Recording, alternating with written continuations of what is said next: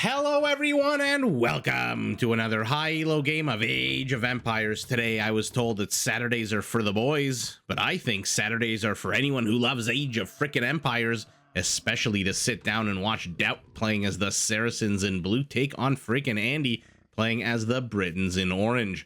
Now all the players heard their herdables, this time water buffalo, yakety yaks, whatever you want to call them, explore their immediate forested surroundings, because if you take a look at the minimap and the bottom of the screen, you'll notice that we are on Black Forest, and try to get their butts up to Feudal, hopefully Castle, and maybe even Imperial ASAP. Why don't we take a look at this Civ matchup? Although already shenanigans abounding, although it doesn't look like DauT's going to be able to push in here, I don't know about that, but he's definitely not going to be able to push into here. Andy adopting the little incremental construction strategy to complete his wall off, and just like that, we have a peaceful situation developing in Black Forest. So a good time for us to take a look at the civilizations. Starting off with, on the left side of our screen, the Saracens, a civilization whose strong market can be used to gain an early to mid-game advantage over their opponents. To start with, Saracen markets only cost 75 wood, and their commodity trading fee is fixed at 5%, which is significantly lower than the usual 30% that other civilizations have to pay when they, for example, buy food earlier on in the game.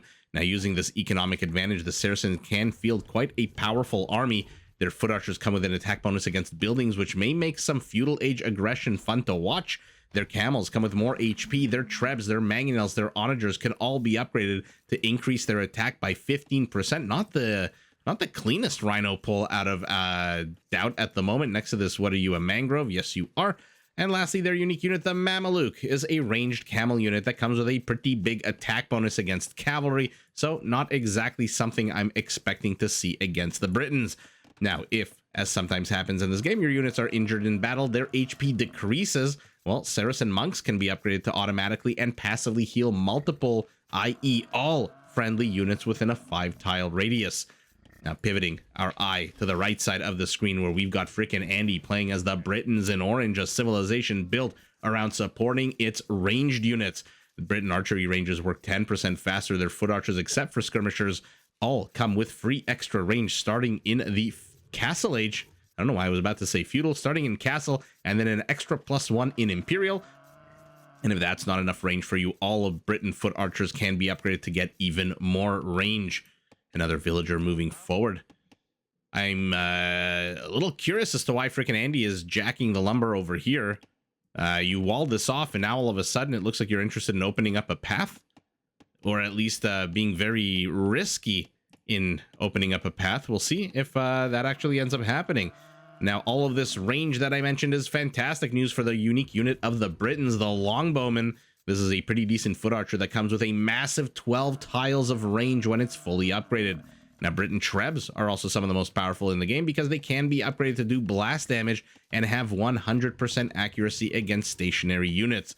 Now, in order to support their military production, Briton town centers cost 50% less wood, although if I zoom out, you'll notice one thing on this map: wood probably not going to be an issue, and their shepherds work 25% faster. So we have an interesting battle of the upgradable Trebs here, one whose attack can be increased by 15%, I mean the Saracens, and one who can do blast damage and get 100% accuracy against stationary units. I'm looking at the Britons. And I'm continuing to look at the Britons as he's sending more and more villagers. I wonder if he's just out of wood, FreakinAndy, as he's going up to Feudal Age, and this is the only location he's got a lumber camp. I don't know if this is shenanigans, or I don't know if this is just he placed it here so he can be nearby to the palisade wall off he created, and then without the requisite wood, just now he's getting 100 wood, so now he can place another lumber camp. But no, he's moving forward. Will DauT see any of this? DauT hasn't seen any of this, by the way. Now in Black Forest, as both players head up to the next stage, location of nearby resources not exactly the most important unless your opponent is pushing into you, and in this case, because we've got a wall off in the middle already, not relevant at all, I would say. But why don't we take a look anyway, in case somebody pushes into... Eventually someone's going to push into somebody. This is like you're going to a nightclub, you're in your early 20s, you've pre-partied, you pre-gamed at your friend's apartment, you're all fancy, you got your cologne on, You're going to a club that has about 1 billion people over capacity. There may not be shoving now, but you best believe there's going to be some contact later on, and that's exactly what we're expecting here. Our Saracen, all 3 patches of gold to the back, both patches of stone to the front. Our Briton, 2 patches of gold to the front, and this, I love this. Oh man, this is like the ideal location for town centers. You place a town center here, you place a town center here, and maybe even a town center here, and all of a sudden, you've got yourself quite the economic zone. Now, if he was the Georgians, man, oh man, 1 fortified church right here, and all of a sudden, all your villagers are roided up. No, it is shenanigans. He is making a beeline for the Saracen base, and has DauT caught wind of any of this? No, he has not. Why? Because this is closed, and so his scout never managed to go around this little peninsula of forest. And look at that, FreakinAndy is through. He didn't need the Celtic Quicker Lumberjack bonus. He's already through, and now a tertiary wall-off being created for him. Now, one thing I should point out is usually on Rage Forest or Black Forest, whatever you want to call it, although I think this is yeah, I mean, it says Black Forest. It seems like Rage Forest. Location of lakes is also kind of important. 2 to the back for our Saracen is pretty fantastic. I hate when there's a lake that forms part of your forward position in Black Forest. It just makes it so annoying and an additional consideration when defending. But FreakinAndy, for now, establishing his infrastructure, both military and civilian, very much in the forward position. That's a lot of lumberjacks for him. 11 to the 7 of the Saracens, but also additional resources. For example, DauT has 3 patches of gold here to the top. FreakinAndy. Oh, that's so sour. His additional gold is behind a forest. So he's going to have to cut a path through here, and there's additional stone here. Where's DauT's additional stone? We saw his 2 forward piles. Is it this? Oh, that is so sour.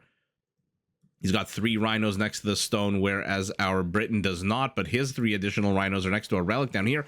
So the interesting flora and fauna random spawning of this map is always fun to see, as 4 Briton archers move forward. Crocodile should get activated. And 2 volleys, and it lies dead. Nature's apex predator falling to some Feudal Age archers here, as all of a sudden DauT is gonna, I don't know, I'm looking at Andy's line of sight. DauT is gonna discover very quickly that there is an incursion here, and he's gonna know it's coming from the north, as the first 2 kills of the game are 2 villager, a husband and wife, who just wanted to peacefully work. They just wanted to jack some lumber, build their house, go back, eat some of these vegetables, get some of that ale in them. But nuh-uh, the Briton moved forward, killed them both. That being said, our Saracen is heading up to Castle Age. FreakinAndy, unless he's got castle queued up behind that 1 villager, is nowhere close. Now in Rage Forest, I gotta stop saying Rage Forest, in Black Forest, in Schwarzwald, these are not 2 civs you want to encounter in late game. I mean, the Britons, I don't need to tell you, anything with 12 range, 11 range, if they don't get yeoman, you do not want to encounter them in the later stages of the game. Not when there's so many wall-offs created by Mother Nature here with these forests. And just, again, just take a look at the mini-map. Look at all of these choke points. Here's a choke point. Here's a choke point. The last thing you want to do is take a whole bunch of arrow fire as you cross a lake or cross an open field of grass. That being said, the Saracens are not a civilization you want to run into the late game in any map, water or land, or a hybrid thereof. As military engagements now unfold, it looks like our Briton overstayed his welcome here. Will lose all of his forward army, and all of a sudden his army count's going to drop to a meager 2 to the 7 of his opponent, who is back to mining, or rather collecting more berries. DauT killing 9 units to the 5 of his opponent, and now he's been alerted that, hey, wait a second, shenanigans. And every time I say shenanigans, I'm reminded of the scene from Super Troopers. If you're not familiar with Super Troopers and you have the sense of humor as I do of a 5-year-old, then you should look up a production company called Broken Lizard. I think it's like five or six friends. DauT is going the complete wrong way, assuming that now he sees the tip of the gate. I think he assumed that there couldn't possibly be anything here in the forward position, but now he's seen it, and now he's moving back. So as I was saying, I think it's called Broken Lizard. It's a group of friends who basically just decided to make funny movies together, and there's a movie called Super Troopers And they got, I forget the actor's name, but he's the father from Succession. I forget the name. I think he's Irish or Scottish or Welsh or British. One of the United Kingdom's finest actors. He also plays William Stryker in the first X-Men movies and a whole bunch of other movies. But he plays the police captain. Man, this is a really long story as DauT starts pushing in. But pushing in to do what? Look at Andy. Cool as a cucumber. He's got his archers waiting to pounce. DauT has not seen anything. Oh, never mind. He has seen the flag on the archery range. But anyway, to finish my really, really long story, as you guys know, my stories sometimes just go... I take after my grandmother like that. You can sit down with her. She'll say, I have a funny story to tell you. And then 3 weeks later, you just blink and all of a sudden it's 3 weeks later and you're like, wait a second. Am I still here? Is the story still going on? But anyway, there's a funny scene in Super Troopers where they keep saying shenanigans, and the chief just slaps them because he gets really pissed off. That was a really long story for a very not funny payday joke payload. I'll put it like that. I do apologize. It's funny to me because, like I said, that movie just makes me laugh all the freaking time. Every time. The whole bit about a liter of cola is just, I don't know, comedic genius to me. Although, like I said, caveat, I do have the sense of humor of a 5-year-old. 20 minutes into the game, kill count 9 to 5. Both players going the archer route. Although our Saracen might want to add a few more archers. He doesn't know what we know, that there's already going to be 8 archers here in a nice British greeting committee.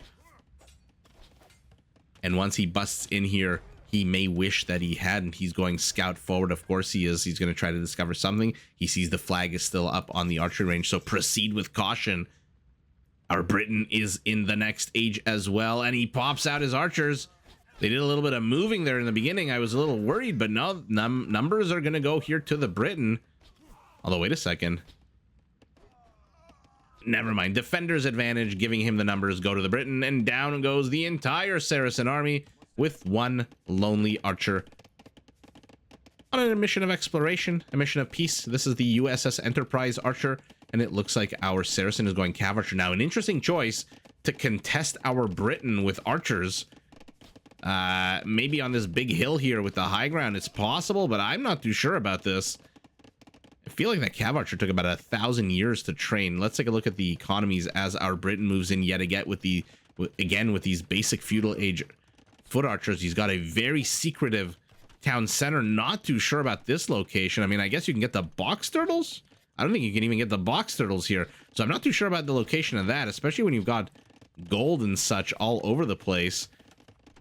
He's got an extra town center, his OG, and then one over here. This one I don't mind at all, although it does make it easy to attack for our Briton, who is now in castle, and therefore gets one extra range for free, even though he's got Bodkin to add +2 attack and range. He's sitting at a comfortable +3. Our Briton, here we go. This is exactly what I thought he was going to do. I thought he was going to place maybe one in the middle.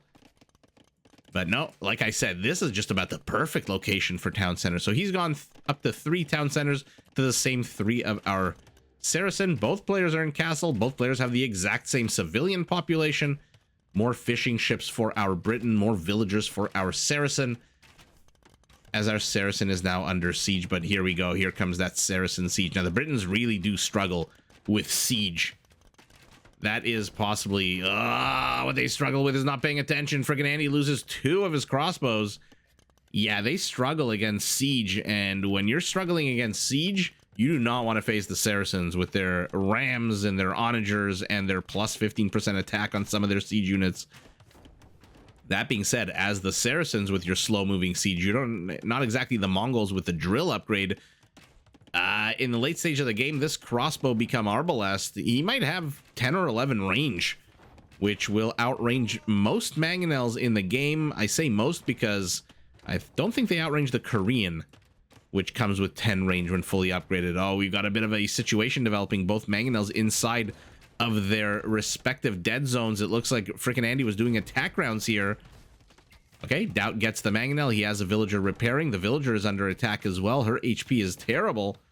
And she goes down, so now it's open hunting season on this one mangonel. But, I mean, with crossbows, it is going to be a costly get if he decides to go after this mango. So FreakinAndy happy to get that one villager. happy to keep his military presence here to keep, or rather DauT happy to keep his military presence here to keep away FreakinAndy, but he doesn't know that there's a mangonel training yet again.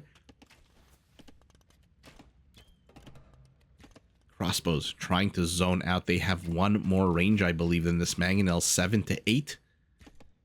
And this is going to be a very annoying cat and mouse game for our Saracen, who places this castle. I don't know what to think about this castle. I really don't know what to think about this castle. I mean, and out pops the Briton Mango, destroys that long-standing Saracen Mango, and our Saracen is moving forward. We'll get the British Mango. But without ballistics, these crossbows are going to miss. Now, this castle, in the immediate stage of the game, the immediate future, absolutely epic location.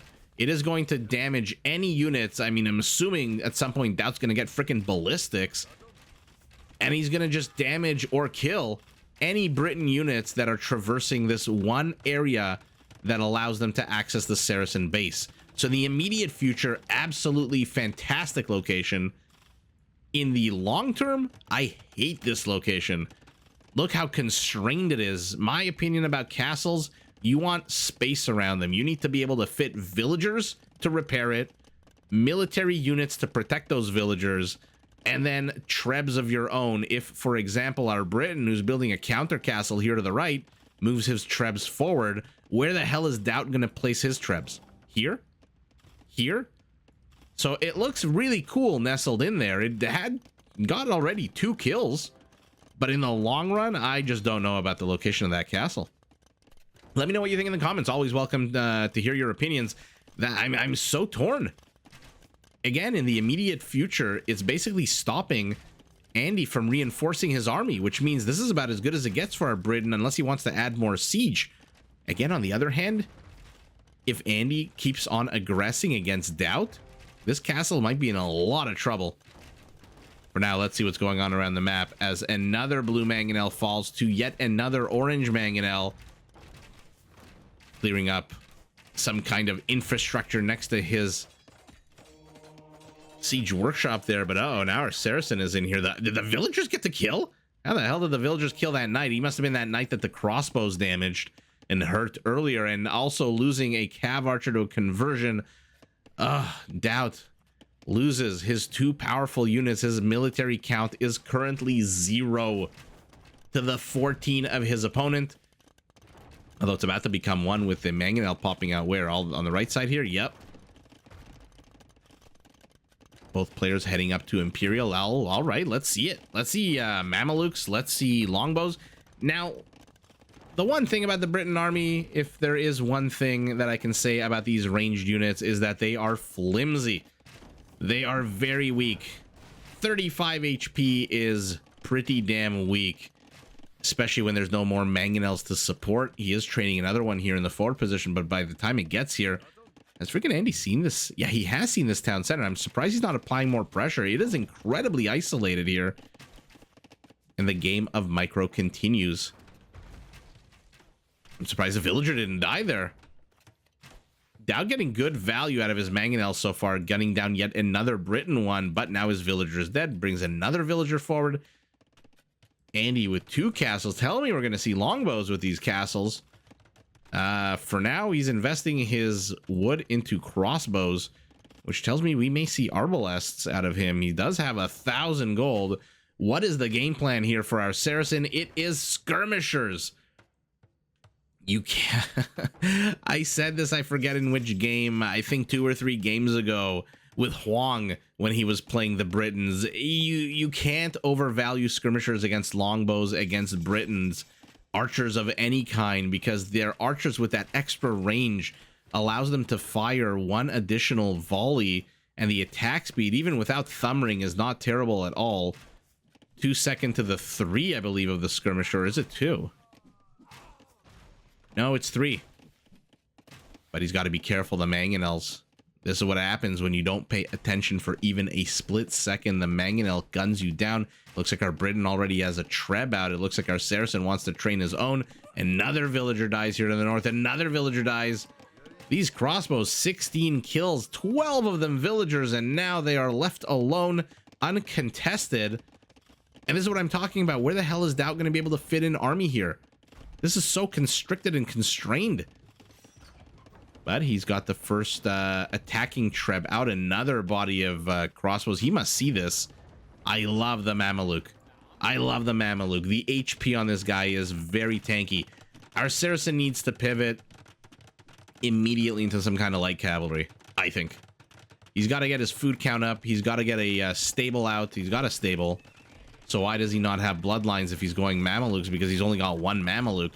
So DauT really is going to try to contest this with skirmishers. He does have all of the upgrades except for the last armor upgrade, chemistry, and there's the arbalest. So with arbalest, they're going to have, I mean, even with crossbow, they're going to have 10 range. 10 freaking range, and he is moving forward. But again, look at how these crossbows, how much damage do. A random longbowman is thrown into the mix. And why did why did he pack up his Treb? Is he just going to keep this one Treb targeting this other Treb? Very strange. And this is exactly what I don't like, why I don't like to wedge castles in here. It looks super duper cool, but again, there's just no room to maneuver here. But we'll see if he even has to maneuver. He's got 250 stone. He's got 7 villagers repairing, a bunch of villagers moving forward from the south as well. But again, the Briton with the range is just having his freaking way with these skirmishers. And DauT's skirmishers are going to be fully upgraded. No chemistry yet. So they're going to be kind of fully upgraded. These arbalests, they need armor upgrades. Attack-wise, they are fully upgraded. And they are picking off reinforcements, which is not bad. Treb is going after the university, making sure that there is no chemistry being researched for our Saracen. Who's, I should point out, one of the funny ironies of Age of Empires, that the Saracen archer line is more complete than the Briton archer line. Saracens get hand cannoneers, they get thumb ring, and they get Parthian tactics. The Britons don't, which is the funny part. So maybe I'm the idiot for thinking DauT is not exactly optimizing his chances here by going skirmishers. What he definitely has to do is get a lot more than 7 of them, especially when their HP is down to a third of what it was. And there's chemistry, so in 40 seconds they are going to be fully upgraded, assuming these Trebs let this upgrade complete. Let's see what they target. Who are you going to target, Mr. Treb? Can you target somebody? Hello? Okay, Trebs have fallen asleep. The operators had a little bit too much of that British beer. Some of that fish and chips at the pub, and no, it falls before it can complete chemistry. I feel like it was like seconds away. And all of a sudden our Briton is here. He's getting yeoman as well. I should point out that yeoman, in addition to giving these arbalests 11 range, will increase their tower attacks. And I say that because I saw a whole bunch of villagers moving forward with only 300 some odd stone. Guard tower going up as well. So he's definitely going to try to tower push, which is going to zone out not the skirmishers so much, but the villagers for sure. I mean, I'm assuming that the villagers can get this tower up at all, and uh-oh. Has DauT rebuilt his university? Yes, he has, and there's chemistry. 1 Mameluke, 2 kills, probably both economic. No, only 1 villager kill. But why? Why is our Saracen on such a small army? He's got 57 population space. He's got 1,700 gold. He doesn't have a castle, but that's fine. He wasn't going Mamelukes anyway. He's managed to stop the tower from going up temporarily. Okay, maybe permanently. I don't see any villagers moving forward. And in the meantime, the Trebs are just having their way with this Saracen base. Doesn't matter. Is it a farm? Is it a mining camp? Is it a university? An archery range? Doesn't matter one bit. And oh, there's Warwolf. Treadmill crane. Okay, so he is going to bring some villagers forward, right? If you're getting treadmill crane, you want to build your structures faster. In comes the hero Mameluke. How much will he accomplish? Jack shit. As he dies right outside the radius of this uncompleted tower. Uncompleted, I don't know. Incomplete tower. Let's put it like that. And all of a sudden, again, our Saracens got no army. 14 skirmishers. I like the addition of the bombards, but even a bombard without siege engineers is going to have the same range as a longbow. And I don't know that he's going to have the time or the resources or the ability to get siege engineers if he hasn't already gotten it. Let's see if he has. No, he hasn't. So just a 12 range on these guys against the 11 range of the arbalests. So just, again, lackluster. You need something to close on this flimsy army. 40 units, 1600 HP is pretty damn flimsy. What happened to that one longbow, by the way? Oh, he's still here. Okay. So he popped out.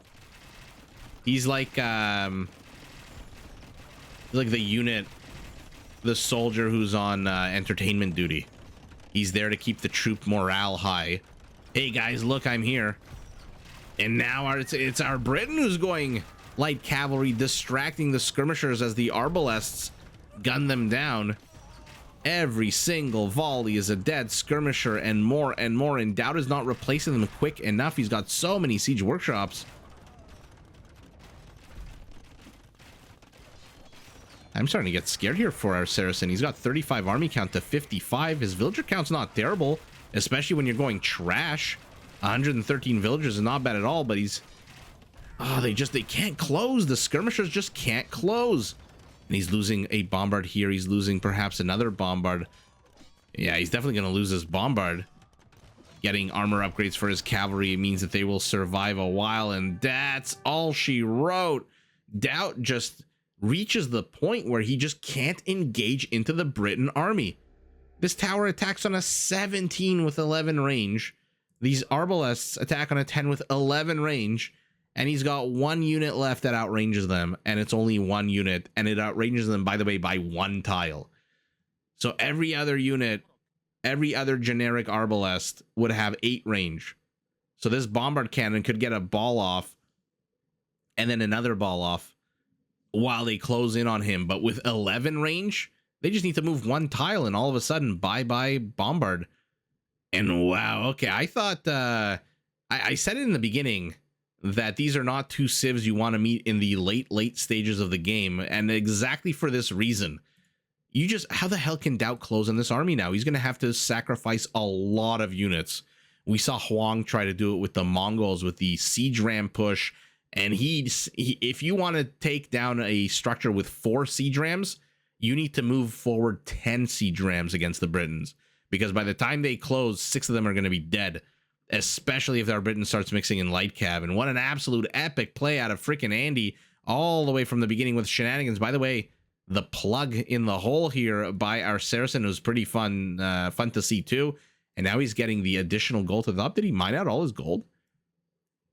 Yeah, I want to take a look at the resources. I'm really curious as to why DauT, with 2,000 gold in the bank, was not pumping out anything heavier than a skirmisher. Maybe this is some kind of challenge that I'm missing. Maybe this is something that he wanted to prove to himself, but it just seems a little strange that he was doing nothing but going skirmishers. And even though they're fully upgraded, 7 attack plus another +4 bonus against the unit that only has 40 HP, but by the time the skirmisher even closes, 11 range to 8. 3 tiles they have to move before they can even fire. Meanwhile, by the time they move, there have been 2 volleys out of our Briton. And that's why you don't want to face these guys in the late stages of the game. And to be honest, you don't want to face the Saracens as well. So a little inexplicable why our Saracen has 2,000 gold in the bank. But what a fun game out of both players. Okay, elite skirmishers for him. Arbalests. We'll call them arbalests. Half the game they were crossbows, but towards the second half they were pretty much arbalests. Peak APM 14-minute, peak APM later stages of the game for our Briton, who must have been building those towers. And it looks like there was a little bit of a situation developing here as well, but you're facing light cavalry with skirmishers and villagers. That is not a winning strategy. And so, yeah, I want to take a look at the economy, because I really am curious as to why. Yeah, look at that. Holy shit. That's like a 30-something% bigger economy for our Briton. He gets all of the resources. I mean, it's stone, just 7 more stone. So not really a huge deal maker, but about 2,000 extra gold, 8,000 food, and about 4,000 or maybe 3,000 some odd wood here. But this food is this is maybe why the Saracen just didn't want to go light cav. I mean, Saracens have a pristine hussar.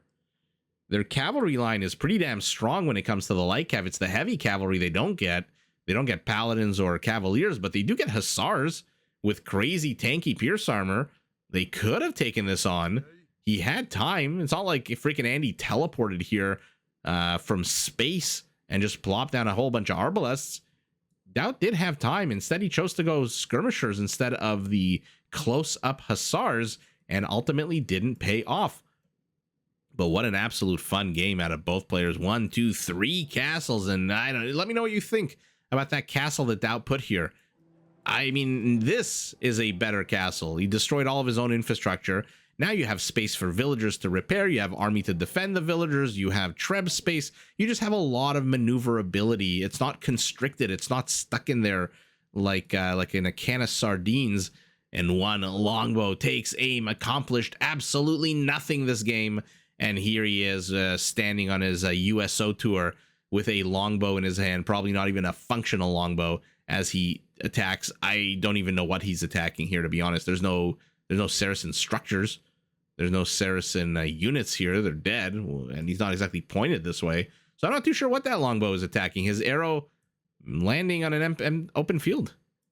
Oh, maybe he's attacking this villager here. So look at that arrow. It looks like he might actually get that villager before the light cavalry whacks at him. But ultimately, our Briton showing us why the hell you do not want to face this civilization on an enclosed map in the late game. Because what the hell do you do to close on a unit with 11 range? Like I said, if you wanted siege onagers, you want to, I mean, this is ripe for a siege onager hit. This is 2 siege onager hits. Get rid of this entire army. It's that flimsy. But if you want 2 siege onagers to hit, you best send 7, 8, 9, 10 of them forward, because by the time they get through with kiting your siege onagers, those are all going to be dead. And FreakinAndy, like I said, just showing us the clinical murderous from a distance power of the Britons, and DauT with his interesting, questionable, confusing at times choice of going full on skirmisher as opposed to something a bit more powerful and meaty. Yeah, just can't withstand the Briton assault. And with that assault and with the forward towers with yeomans and their 17 ridiculous attack, it is our Briton, who is at population 200, who takes the W. But GG to both players. Did you enjoy this video? Check out these other clips and make sure to subscribe and enable notifications so that you're notified of my latest uploads.